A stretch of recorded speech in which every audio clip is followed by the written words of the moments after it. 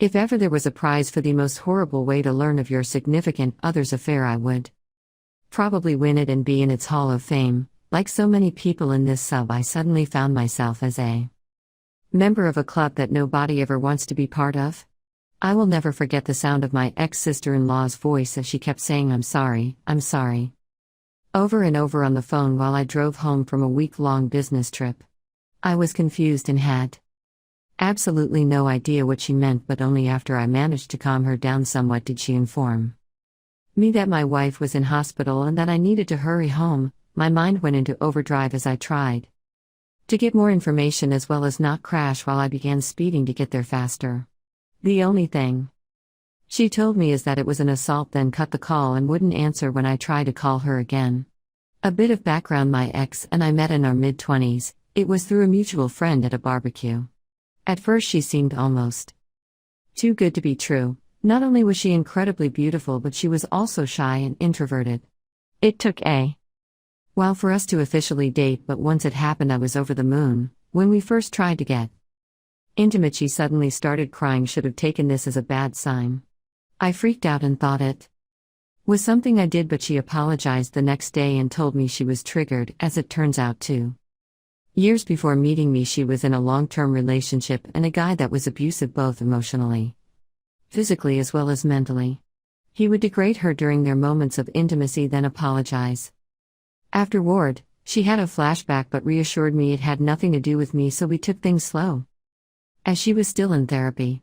It was tough, but because I loved her, I believed once we got over this it would make our relationship stronger, and for a while it honestly appeared that way. Fast forward another year, and we'd gotten engaged. First-time intimacy also happened during this stage. I was fortunate enough to be able to buy a house for us courtesy of inheritance from my late uncle. Things were going great, and I half seriously suggested we plant a peach tree, important for later on, to signify new beginnings, and she was all for it. We were wedded not long after that, and quite frankly it was absolutely amazing. Of course we had our normal ups and downs like every married couple, but I considered us more lucky because she always made it a point to never go to bed upset with each other, and she would always point out gently if I did anything to upset her.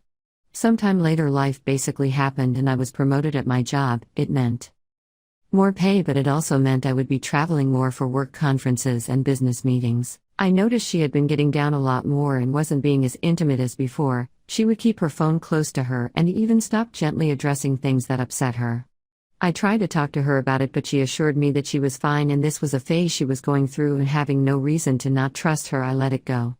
She would sometimes go to her sister's place and spend the night, telling me she just needed a bit of girl time with her sister. The day I got that fateful phone call was the day she was meant to be keeping her sister company again. I remember rushing into the hospital, barely breathing and frantically asking about my wife, when world's most understanding and patient police officer sat me down to explain what happened. He told me he was a friend of my SIL and he happened to respond to a domestic disturbance call. He arrived on the scene to find a couple fighting. The supposed boyfriend was on top of the female, punching her, and she was screaming, trying to scratch him. This didn't make any sense to me because 1, this had nothing to do with my wife because we're married, and 2, literally everyone who knew my wife knew she wouldn't do that. He gave me a knowing look and placed his hand on my shoulder, then told me to be very calm because said girlfriend was actually my wife.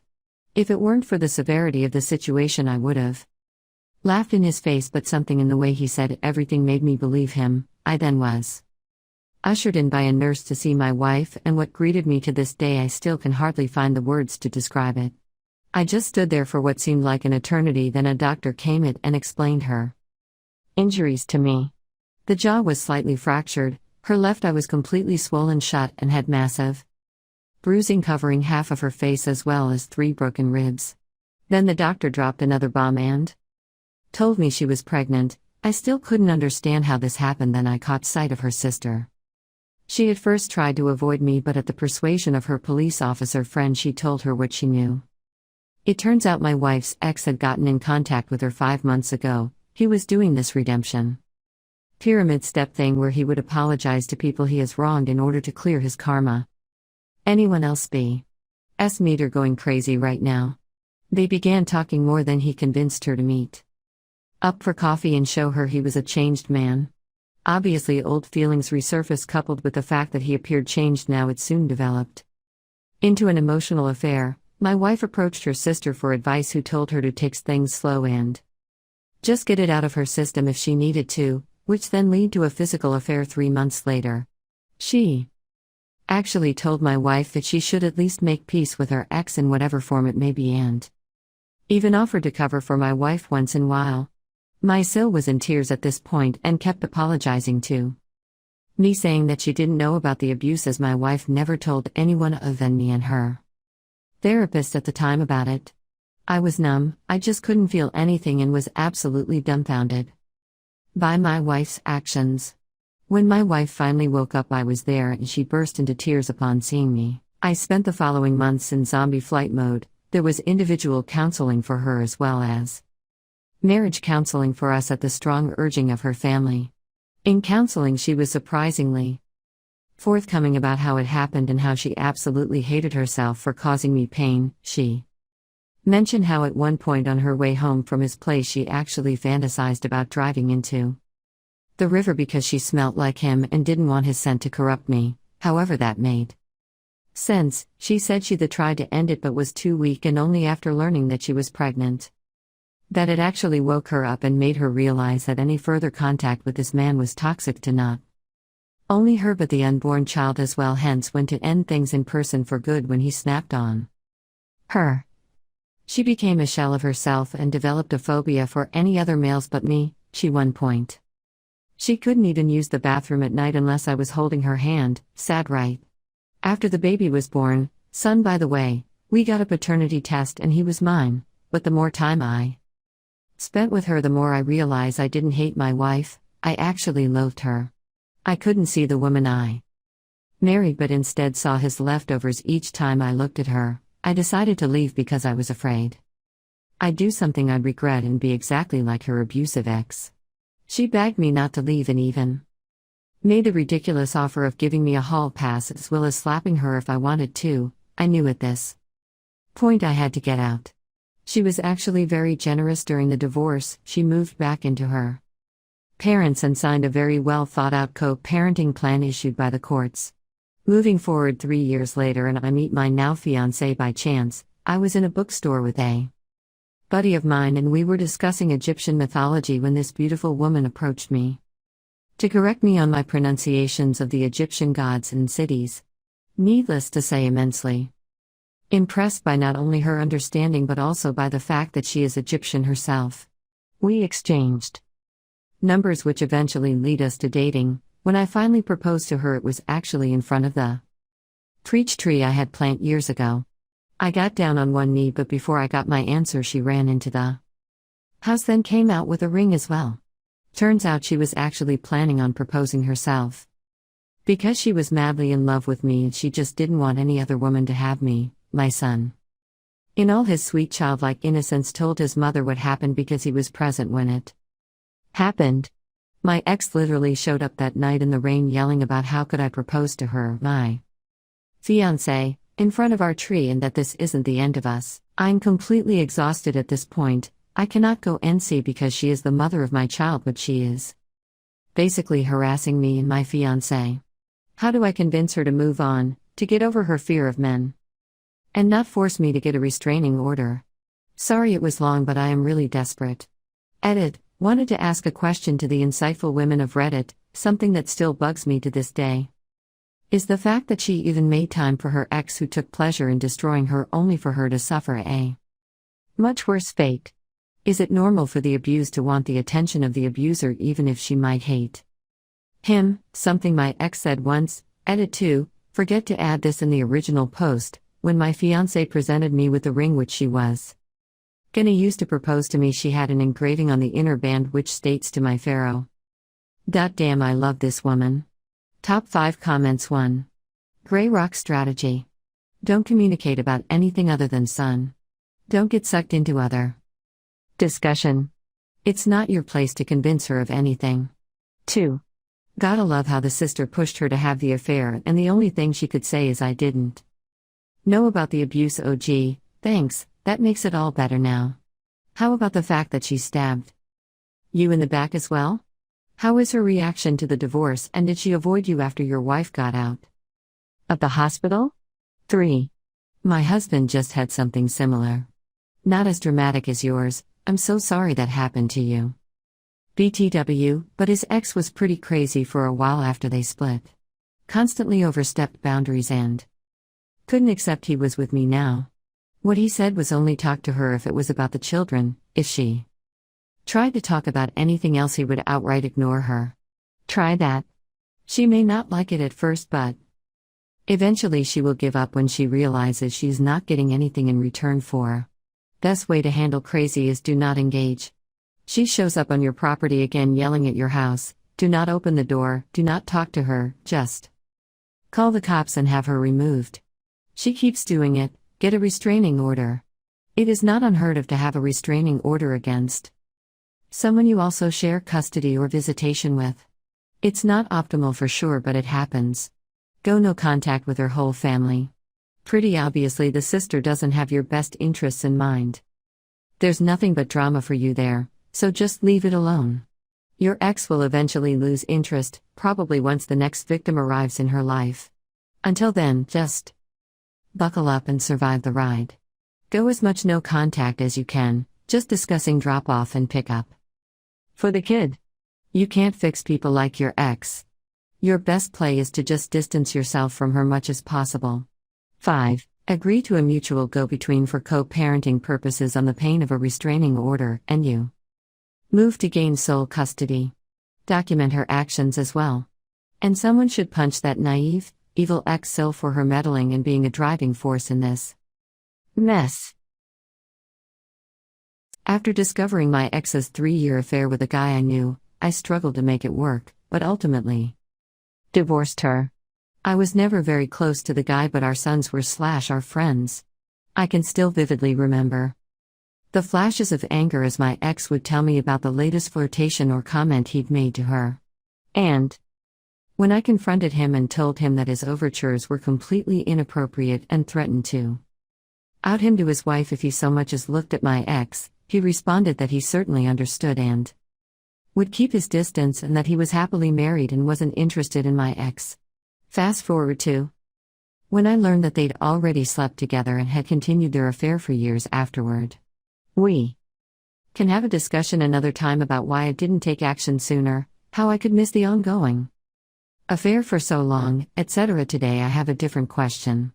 A good friend of mine, let's call him E, recently called to tell me that he couldn't invite me to a party where 2 of his wife's friends, let's call her F and him M, were going to be because of their feelings towards me.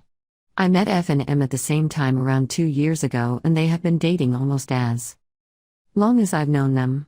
Now apparently the hard feelings go back to 1.5 years ago, at which point my ex and I had separated with a final intent to divorce. At that point I'd met F and M on several social occasions and I liked them both. I thought of them as friends that I got along with and wanted to do stuff with more often. At several of the social functions, I had a friend with me with whom everyone generally understood there was a likely romantic interest brewing. Let's call her GF for simplicity's sake. During our call, he explained that at a pool party 1.5 years ago where M, F, and GF were all in attendance, I got out of the pool, so shirtless as one does when swimming in a pool, and gave F a hug before leaving the party with GF. M was apparently close by and overheard F ask me how life was going. According to E, via conversation with M and F, I responded it would be better with you in it. They told E that GF was close by but apparently didn't hear the remark. Now, I vaguely remember the party, and I'm definitely the type of person who would have given F a hug, with or without a shirt on while at a pool party. I don't recall the hug or the comment on any level, but given that GF and I both liked M and F and had talked about doing more things with them, I could totally see myself responding to F's question with something like it would be better with you in it.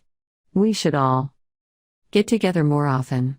I would have said something like that, especially if M was near enough that I believed I was having a conversation with both of them, I'm unaware of whether I looked at M when I made the alleged comment, if I actually knew he was there, where GF was, or if she heard the convo. She doesn't remember hearing me say anything inappropriate, or if I also gave him a shirtless hug. But that's all beside the point, because apparently M understood my shirtless hug and comment as an indication that I was making a play for his girl. Since then, apparently whenever I've been together at the same event with GF, now really my GF, M, and F, M perceives that I do something that furthers his perception of me as being attracted to F. In one instance he thought I was staring at her, and most recently he thought that F and I were holding hands for an extended period of time directly in front of him a couple feet away. We, of course, were not. Now, I really and truly don't have any romantic feelings or attraction to F. And what's more, I'm super sensitive to infidelity of any kind, whether the couple is married or not, and can't see myself even being attracted to a woman who I thought could be persuaded to cheat or to leave her relationship for another guy. But that aside, I don't know what my ex's paramour could possibly have said to me that would have made me comfortable with his presence anywhere close to my ex. And I can't really blame M for continuing to be hyper on guard once he perceived a threat to his relationship, something I apparently failed to do in my prior marriage.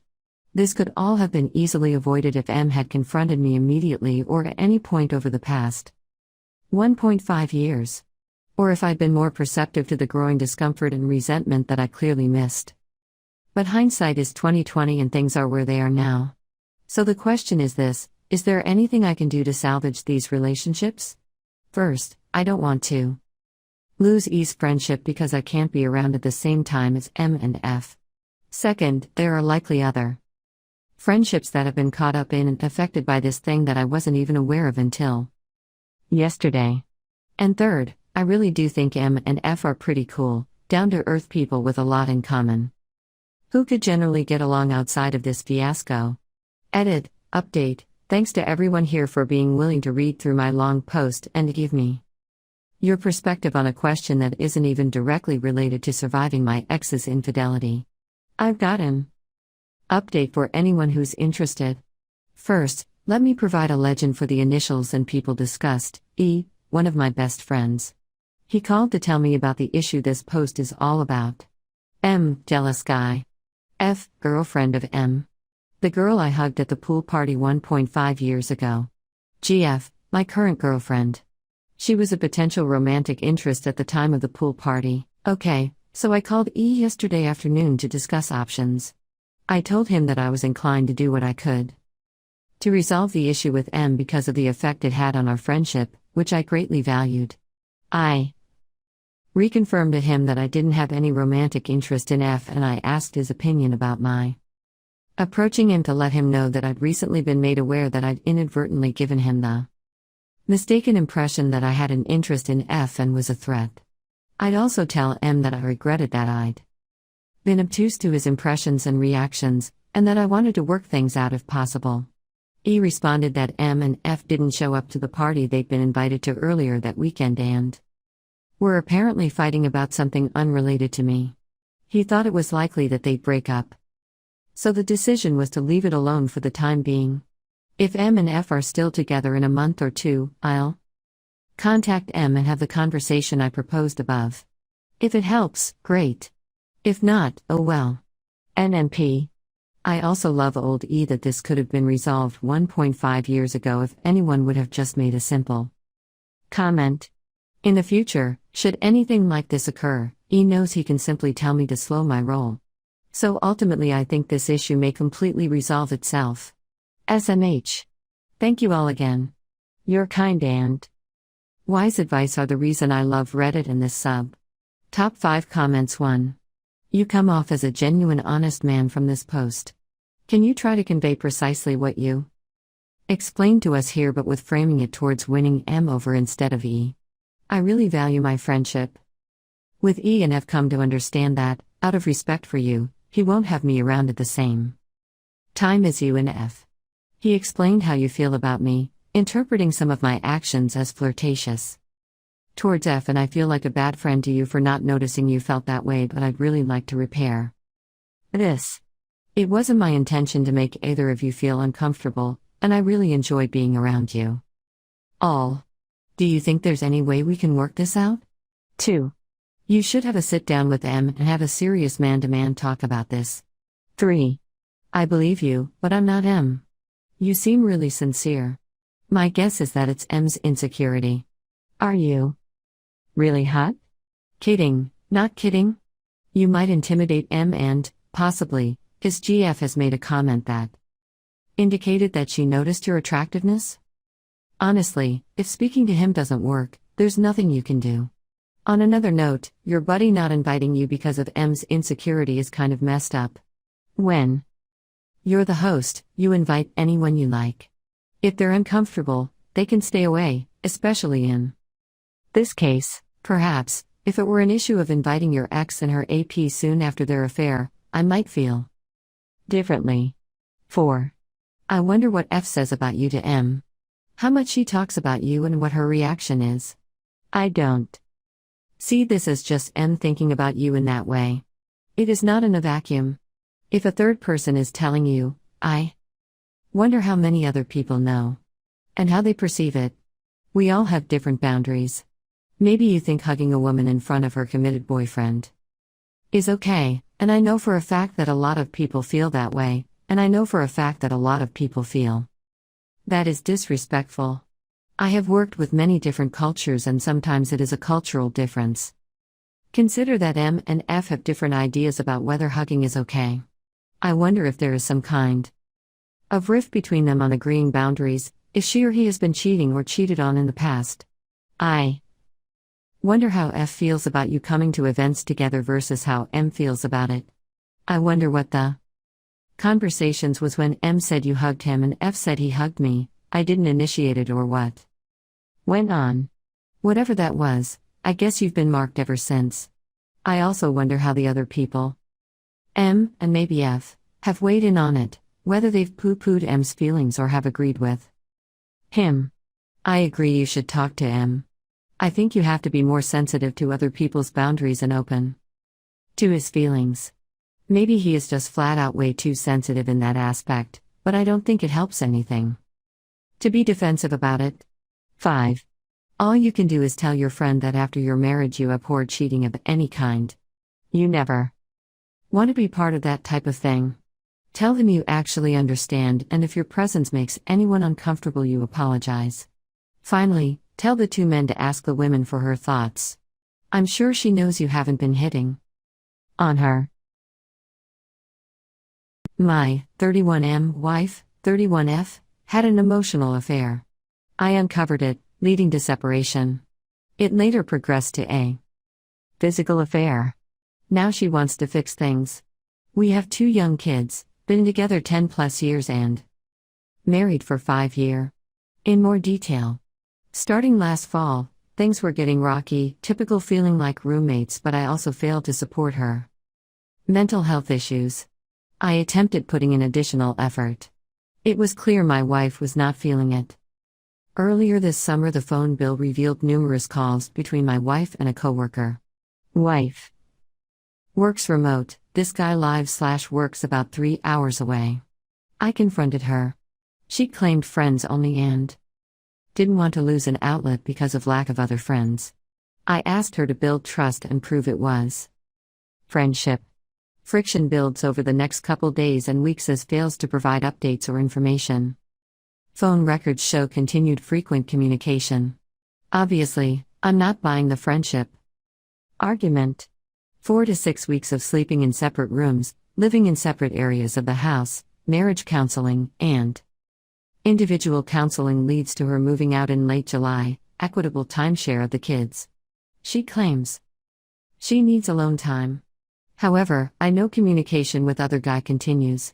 She bails on joint counseling. She goes to 2 to 3 sessions of individual counseling between August and November. A few weeks later, she finally admits that they both have feelings for each other, nothing physical yet because she knows it will complicate our relationship and her work situation. However, they make plans most weekends that she doesn't have the kids. In October, maybe sooner, I know it turned physical as they spent a full weekend together, not just a Saturday afternoon or evening. Courtesy of this site, other forums, and counseling, I began really focusing on myself in September. I was in a pretty good place until the certainty of it progressing to a physical affair hit. Now I'm up and down.